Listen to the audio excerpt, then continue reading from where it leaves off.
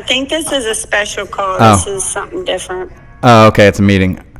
Okay. Yeah, it's a meeting with Stephanie. Are you mad at me? Are we gonna make it to 14 years, or is this it? Ridiculous. If I was mad at you, I wouldn't be calling to book us a date tomorrow. Okay. All right. Well. So what time do you want to go? I don't know. As early as you want. Happy wife, happy life. Wherever you want to go to. Hour and a half reservation. So you want to do right at 5:30? Yeah, if that's where you want to go.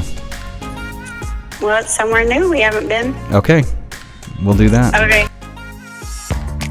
1, 2, 3, go. Jennifer Hardy, har.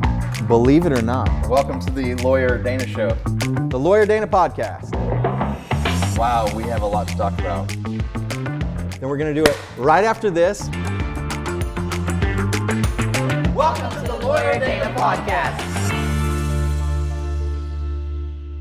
My wife is very smart, so yeah, I love her very much.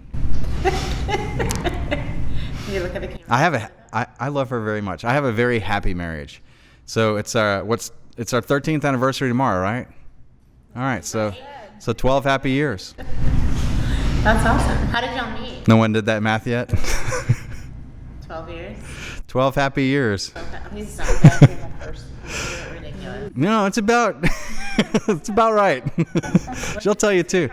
Yes. The first year was hard. Yes. The first year was a hard one. Is that surprising to you? Yeah. Like first year is, although, listen, I got married twice. Same person. The first wedding was in Nicaragua. Wait, he didn't die?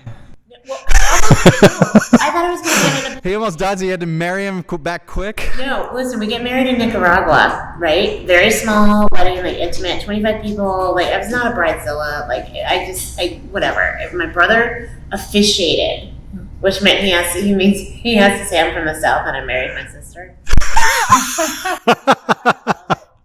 And the next day, it was basically kind of like just a honeymoon holiday anyway. So, but we went with a couple friends to different parts of Nicaragua to explore. So it wasn't like we were just by ourselves. But it was my best friend who used to work for Oprah, who'd flown in from India to be at my wedding. She was Wow.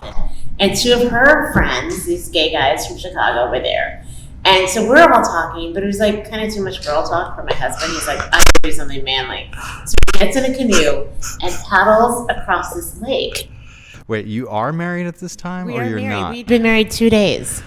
The second time or the first First time. Okay. And he goes on this lake, on this canoe with nothing, like a hat and shorts. No water, no nothing.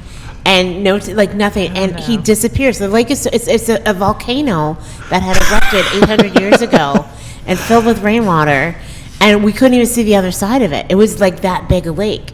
So he starts paddling, and he's like, just get his testosterone up, and he goes, and he disappears. And I'm like, well, I hope he's back soon. And then the sun starts to go down. I'm like, oh my God. And like the people at the resort that we're staying at were looking like in their binoculars for him. And I'm like, I'm going to end up on an episode of Dateline because I've been married for 48 hours and they're going to think I killed my husband. Oh no. Did anybody else see him go out? Yeah. No, other people. Oh, then you were okay. But he did get to the other side. But the problem was, it was like, because it was such a massive body of water that there was like a wind, like a trade wind. Like, so he was battling against the wind. To try and come back? Or to get there. And then on his way back, he was so tired because, then he jumped out for a little bit to just like swim around, and the water was warm. It was like 80 degrees, but it was like sulfuric water because it was a volcano that exploded. So he's like kind of trying to drink the water because he had no water with him. And he's trying to drink the water? Yeah. Because he had no water with him. He just took off, like not thinking, being totally a dude. And he comes back. Well, totally red as a lobster. My husband's Australian. Red as a lobster, completely burnt. Oh my completely goodness. Burnt. Blisters. He had sun poisoning. He had to have. Oh my goodness. But he jumped out into the water and he's swimming around and he thought, wait a second, I may not be the biggest thing in here. So he paddles back to the canoe. He'll have to tell you. He would be a great guest for you. He's really hysterical. He's got Let's these bring him crazy on. stories. He would love it. And so he finally gets back to shore, and I am livid. I am pissed. I'm like, we've been married 48 hours, and you did this, like, I didn't know if I was ever going to see you again. And we're in another country. Like, I can't speak the language. Like, how are we going to find you? I don't know if they're going to send a copter out for, like, they didn't even have a copter. Like, it was so primitive. And then, like, and people are going to think I'm, like, trying to kill you for your, like, life insurance. Like, those people, like, go on their honeymoons and, like, scuba diving. Did you have life insurance already in place? No, but it was still been one of those stories. Like, that was just my biggest fear. So then we had, like, turns out my brother forgot to tell us to bring the paperwork. So we had to get married again 3 weeks later in California, but at a judge's house. And it was another small, intimate affair. And then, like, that we went out for Mexican, and that was my last flaming margarita because I found out I was pregnant the next day. I literally got pregnant the day after my first wedding. So our first year was a lot of, like it was us being pregnant. And, like, yeah. So what's the second wedding? The second wedding was the wedding at the judge's house. Okay. So it was 3 weeks apart from Wait, the first I thought wedding you and the second divorced wedding. your husband. No, I didn't divorce him. Oh, I just you had to get married twice. Oh. Okay, now So it there makes was no sense. divorce. There was just 2 marriages. Yeah. So Because he's the never first been an one ex, wasn't so legal. it sounds like he's safe. Yeah, no, he's good. He's good. It's too late now. Like, we're 10 years in. Like, it's done. So does your husband definitely has an Australian accent, right? He's been in the States so long, like, back and forth, that it's kind of faded. Other people, you would be able to hear it and distinguish it. Right. A lot of people would be like, are you from South Africa? They can't tell if he's from England, South Africa, Boston. I know Boston comes out every now and then. Yeah, I can get Because he that. drops his R's. But yeah, he's... Well, I have a funny story. I have my 11-year-old son.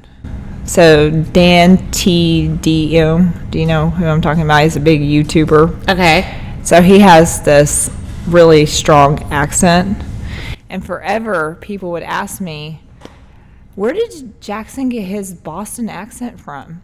And I was like, what? What are you talking about? Sure enough, like, the more I listened to him, I'm like, oh, he does.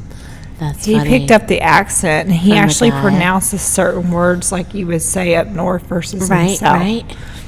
Wow. My girls have a bit of the accent. They have a mixture. Like, we have a New York, because we lived in New York City for a while. They have a Texas for me, and they have an Australian accent. Like, they say the letter H. They don't, we say A, B, C, D, E, F, G, H. They say H. Okay. And they say garden and mother, and, like, it's really funny. And they say mate. Like, when they were babies, they would, like, cheers, mate. Their sippy cups. That's awesome. Wow. That is awesome. I think they got some future alcoholics in their future. It was a sippy cup with a juice box or water. They're starting early. That's cute. Did you ever put any bourbon in there to help them sleep? No. Although I know that's what parents used to do for, like, when we were They did. teething. Teething, yeah. I used amber necklace and lavender.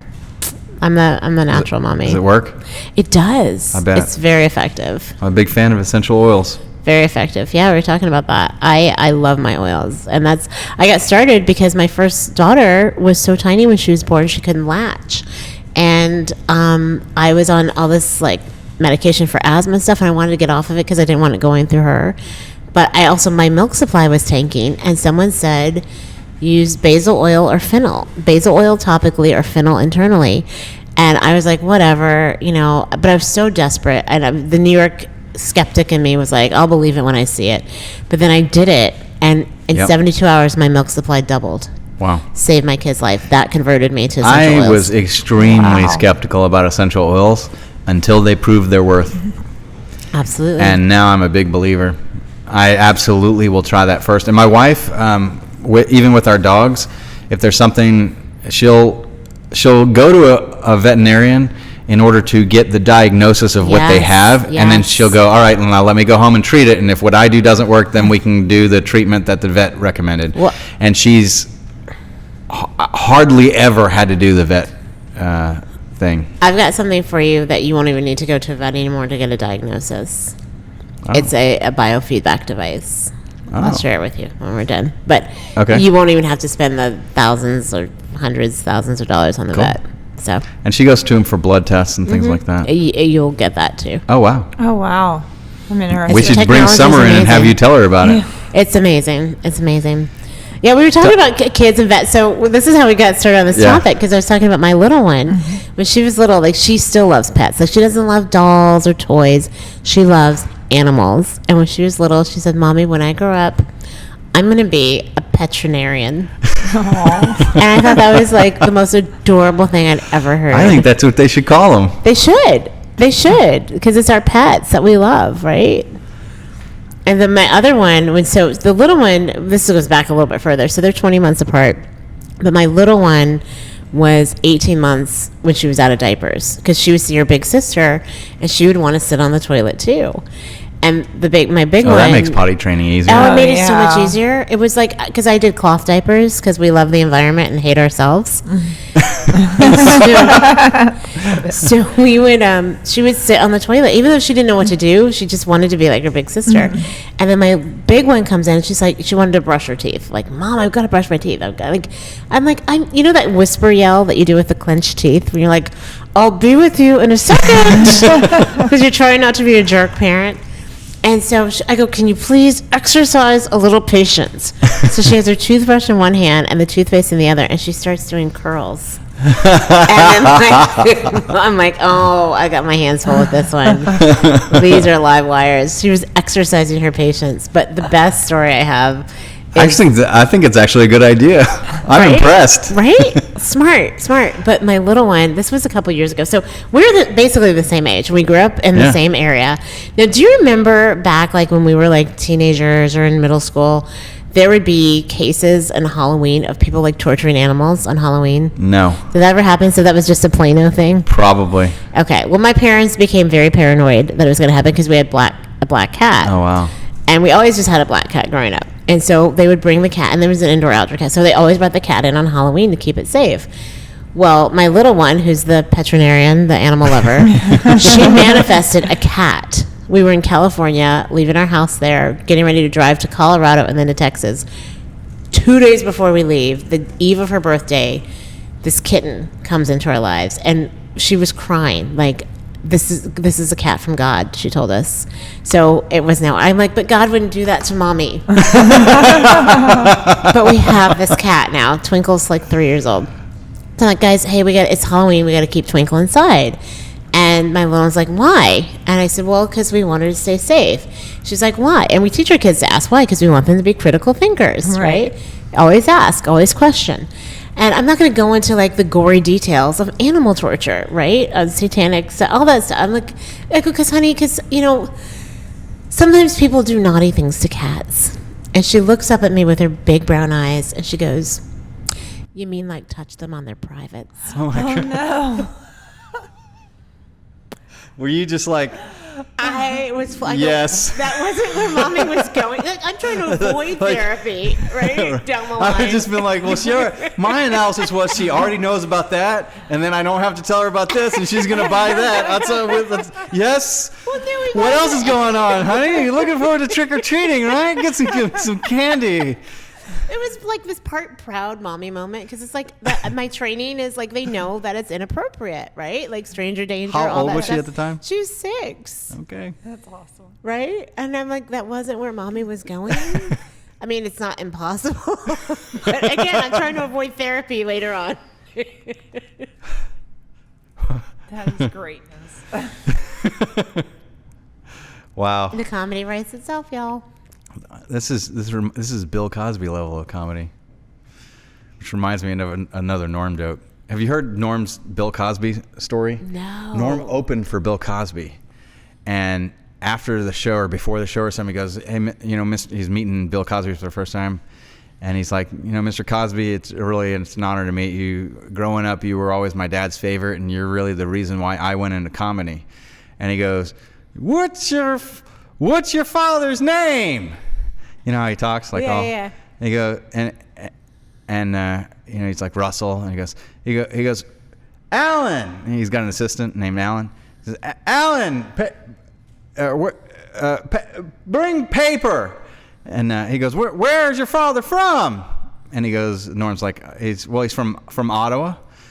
And he goes, yeah, Alan, we're doing Ottawa. He's like, yeah, we're doing Ottawa in 2 weeks. He goes, bring the paper. What is your father's number? And at that moment, Norm realizes, my father's dead. No. But he didn't have the heart to tell Bill Cosby, so he just makes up a number and gives him the number.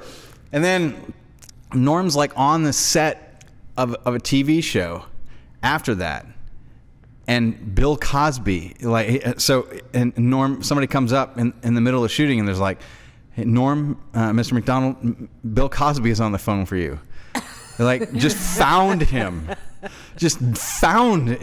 And he's like, he picks up the phone, he's like, see, the number is wrong. The number for your father is wrong. He goes, and Norm's like, I'm pretty sure it's not. Oh my God. Like, so anyway, like, winds up getting off the phone, and then Norm's at Saturday Night Live, sometime after, and he walks into his dressing room, and it's just full of flowers, and on his desk there's a card on one of the vases of flowers, and he says, like, it's full, like, imagine this room just full of flowers. And on the card it says, I regret to inform you that your father has passed away for many years, Bill Cosby. Oh my gosh. See, that's why you shouldn't lie. Because you have to keep the lie going. Well, it's just better to Bill tell the Cosby truth. got the joke, and he went through all that trouble to tell that joke. That is a classic comedian. And then when Bill Cosby got in trouble, he said Patton Oswalt was talking to Norm, and he goes, my friend Patton Oswalt tells me, he goes, the hypocrisy of the whole Bill Cosby situation, I think the worst part is the hypocrisy. And Norm goes, I don't think that was the worst part. I think the worst part was the raping. And then the next part is probably the drugging, and then the scheming and the lying. As a matter of fact, I think most rapists are hypocrites. So when people ask me what my style of comedy is, I'm like Bill Cosby. I said, but without the drugging and the assault. Because that's the thing. He was like everybody's hero every time. I grew up watching the Cosby Show. I used to swear they had cameras in our house because the episodes would be just like stuff that happened in our house. I grew up in this upper middle class black family. My parents were professionals, college educated, and I used to go on stage and I open my mouth and I speak with this voice, and people kind of would stare at me because of the stereotypes that they see of black people in the media for so long that have been perpetuated. And I used to say I'm a Huxtable, right? Mm-hmm. I'm a Huxtable, and they would get it. I can't say that now. You know what show you would have been good on? My dad tried to roofie my Girl Scout troop. You know that show? She's a comedian. She's like a little heavier, and they had the kids. I'm not being specific enough. The husband played Dieter. On. Are you talking about American Wife or? Yeah, something. It was American Housewife. Have you seen that show? It's on ABC. Oh, I haven't seen that in a while. And they have like the three kids. Yeah, it's really funny. The little girl was on a Quentin Tarantino movie. She did a scene with what was the last one with Brad Pitt? Once Upon a Time in Hollywood. Okay. And Leonardo DiCaprio and she did a scene in that movie, and she was great. She's a great young actress. But you would have been amazing as one of the mom's friends. Oh, thank you. Yeah, you would have been like the what? Allie, yeah. I Allie think Allie Wong. is a producer on that. Really? Or a writer, yeah. She's hilarious. Yes. Yeah. You know who I get compared to, though, which is so weird, because we're different ethnicities, but Mindy Kaling. People are always like, you remind me of Mindy Kaling. Or they'll say, they say we sound alike. I've heard that. I've never met her. I'd love to have her money, though. She's super talented.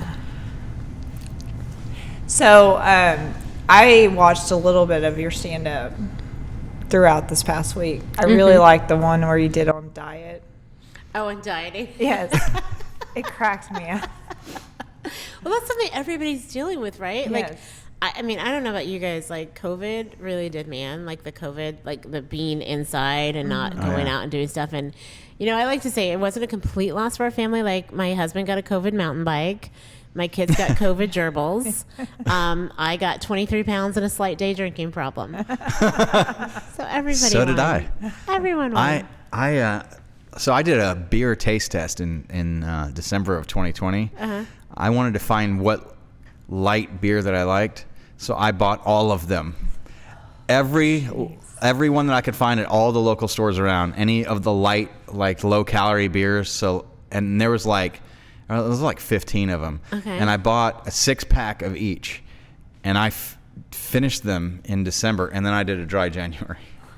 Yeah. Um, Were you But I was forced to drinking do- about 6 beers a day for like a month. What? Yeah. Wow. No, mine was actually a joke. No, mine was legit. Mine was funny because it was true. It's true. It's funny because it's true. Yes.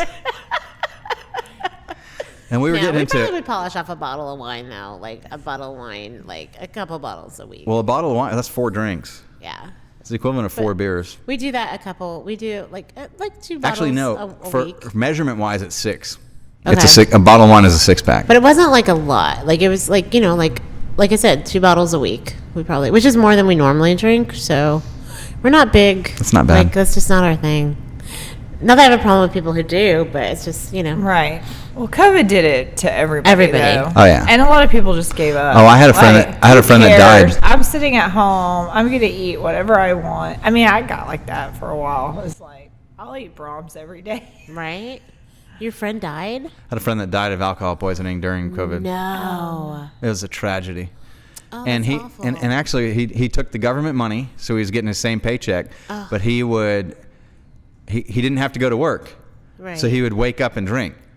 Before he had to go to work and he wouldn't drink until he got home. Right. So now he's got his same paycheck, and he used to like blow almost all of his money drinking every day. Okay.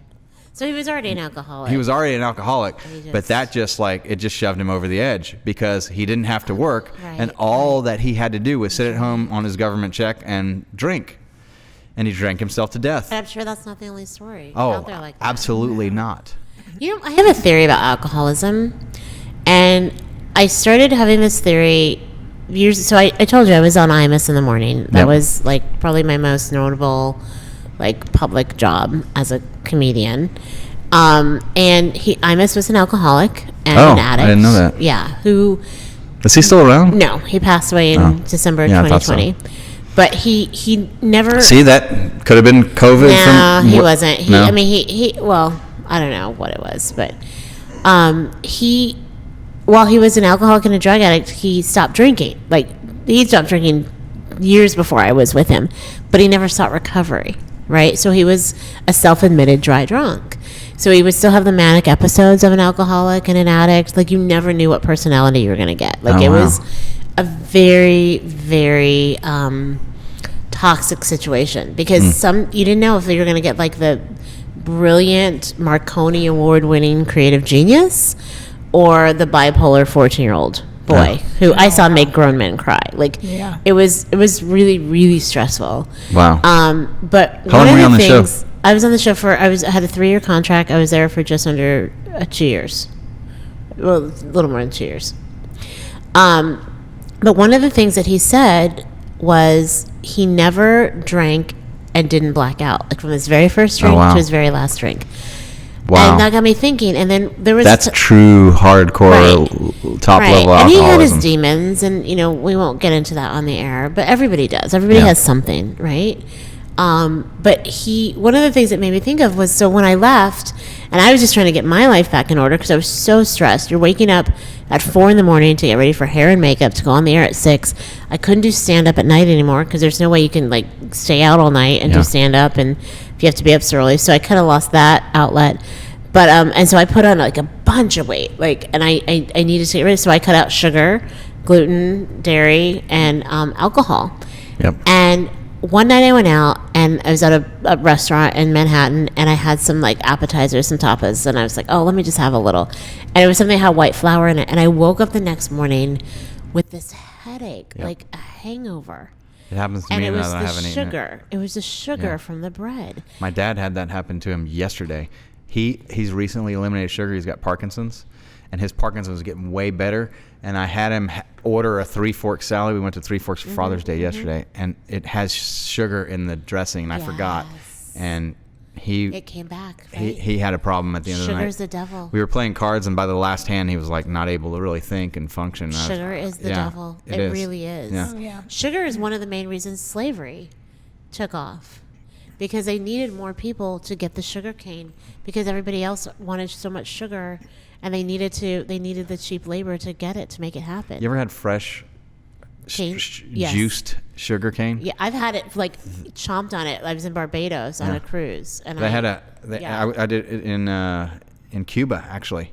Yes. And yes. back when you could visit, we went, and they juiced a sugar cane, and that was and I had been on the keto diet, not had sugar for a long time, and then because I was there, I made the exception, and it was delicious, and it was like the best, sweetest, and it's a combination of how good it was and that I hadn't had it in a while.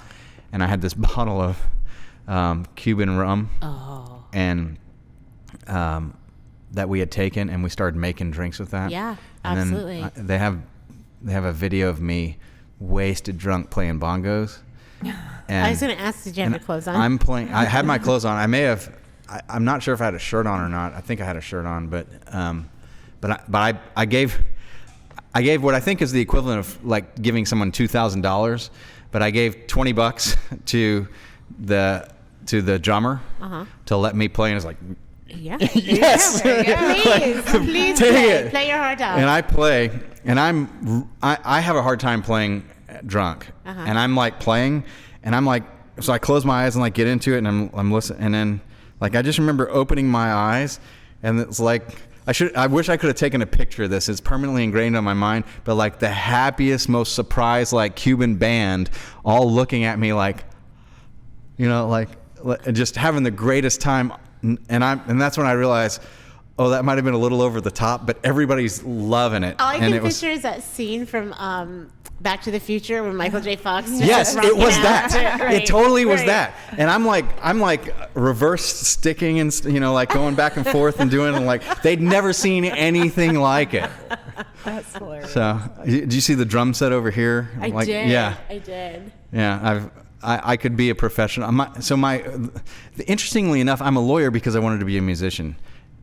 You want to hear how that plays out? I'm not surprised. Go ahead, tell me. Well, I figured so. My parents had convinced me that you couldn't make money in music because my mom and dad met in music school, and then my dad went into business and made money, and my mom basically failed at music, and she was a band director, is how high she could ever go, and like to me that was a nightmare. And I even like substitute taught for her a couple of times during college, and I was like, this is hell for me. Right. And then also going into the business that my dad did, I did that for 6 months, and that was hell for me. And finally, I like bought a coffee shop and turned it into a live music venue after 6 months. I sold the computers to Lockheed Martin that run the flight simulators for the F-16s. Oh my gosh. And with the commission for that, I bought a coffee shop, and I had just enough money that on day one I was dead broke and had one case of 20-ounce Cokes. But I had a PA from the band, and I was in a band, and I really what I wanted to do is find other musicians to play with. Sure. And so I do that for like 3 years and and it didn't beat me, but it was smaller than this room, the whole thing. Yeah. And we would do shows from anywhere from 5 to 300 people at a time, and I was doing 35 shows a week. And I'm like, why am I doing 35 shows a week? Why don't I just do one show for 5,000 people once every 3 months? Right. And I started getting in and doing that, and I'm working with other people that are doing it, and I'm realizing I'm giving them advice and like making sure they do. Right, and I'm like, you know what? It's time to go to law school because I need to know what I don't know. And I went to law school to basically complete my business training as a businessman. Sure. Because I wanted to know what the lawyers know. I wanted to know if I hire a lawyer, whether or not I'm hiring the right ones, and if they're doing what they're supposed to do. And I figured for $250,000 as the CEO of the company that I want to be, that's worth it. Right. And so then I went to law school, and that was like a 3-year hazing that beat me down and almost killed me. And then I didn't know what I wanted to do. And so went in, and I wasn't even going to take the bar exam. And I didn't take the bar exam straight out until my dad, I couldn't take his nagging. I was like, fine, Dad, I'll just take the damn test. And so I take the test, and I kill it. And then I was waiting tables while studying for the test. And I kept telling people, like, they would come up to me and go, Dana, you're a lawyer. I got blah, blah, blah problem. And I'd go, well, here's what I can tell you the only thing I can tell you without committing the felony of an unlicensed practice of law is you should get an attorney for that. But if you want to wait until I get my license, I'd be happy to help you. Right? Ha ha. They waited. And there was a line on the first day that one of the cooks was like, Dana, please, like, I need your help. Like my girlfriend's ex-husband just stole their daughter and won't give her back. I was like, all right, well, I'll go help you with that today. And then tomorrow I got to go figure out what I want to do with my life. And then the next day it was, Jose his wife and daughter got into a car wreck. Can you help him with that? I was like, okay. Next day was like, Sammy is in jail. We got to go get him out. I was like, okay, It was your calling. Yeah, and I've owned my own law firm ever since then. And but I still never found the musicians to play with, and and my business plan was I will do 4 shows a year in 10 major cities, and I'll make multiple millions of dollars before we even sell merchandising or T-shirts, and just off of ticket sales, and we may get to that from this podcast because. In fact, you were there. That's how we met. That was my first actual paid stand-up gig. Did you get paid? I did. Did you? Well, I'm the one who paid you. What I mean by paid was I sponsored the show. I paid to play. They didn't pay me. I paid them. But I thought, did you see my set? I did. I thought I was about middle of the pack, which I didn't want to be like the worst one. I was impressed. Were you? I'll be honest. That was my first stand-up gig. I know, and that's why I was impressed. I had nothing planned. That's why I was impressed. Because he came up to me. It's not Chad. Zach. Yeah, Zach, who's a good friend of mine. I know him really well. Yeah. It's like I once asked someone's Greg's name. It's Greg. So he goes, how long do you want to do? I was like, like 10 to 15 minutes. And I'm like and people when they introduced me, they were walking up. They're like, we didn't know you did this. I was like, why would you? Because I haven't. The last time I did, I was in 5th grade. I tried to make Wade DeArmond laugh. That was my goal, and that was my profession at the time. I didn't get paid for that either. Well, I told you how many friends I have that are full-time comics, professional comics, that were lawyers. Greg Giraldo went to Harvard Law School. He became my favorite. He died. I know. I've had Gilbert Gottfried. I know. I was in the movie Can We Take a Joke with Gilbert. Oh, wow. We did a lot of appearances together. Yeah. Awesome. And the answer, which my husband said, if he made the film, Can We Take a Joke? It would just be a lot of people going, no, no, we can't take a joke anymore. Did you see The Aristocrats? I did. So I used to hang out at the Friars Club. Did you? I was like the youngest, brownest member of the Friars Club. Wow. In New York City. I need to go. Can you just go there, or do you have to be a member? You or have to be something? invited. You have to be invited. I could probably get you in there. Really? Mm-hmm. Nice. Pays to know people. Yes, it does. That pay to play gig. I want to go to New York. I've never been. I'm glad you got paid. That's great. Well, I appreciate it. Thank you.